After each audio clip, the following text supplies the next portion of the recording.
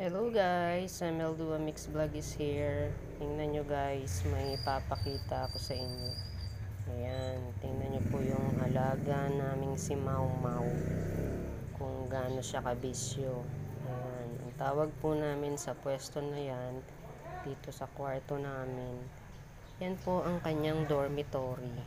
Ayan, after niya pong maglambing sa amin, kung ayaw niyang maistorbo sa pagtulog, na nagagalaw siya, nalilikot, na alog, o pagka minsan kinukulit, at nakikipaglaro kami. Pag gustong gusto na po niya talagang matulog, yan. Diyan siya po pwesto sa dormitory niya. Ayan. Ganyan po siya ka-cute matulog mula po noon. Ito po yung furniture ko po dati na napulot namin.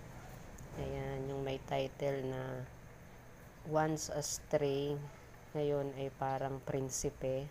Ayan, siya na po yun. Ganyan na po siya kalaki. And still, yung pagtulog niya noon hanggang ngayon ay pareho pa rin po. Para siyang laging superhero. Pero cute naman. Kaya minsan, pag nakikita ko, kinukuhanan ko talaga.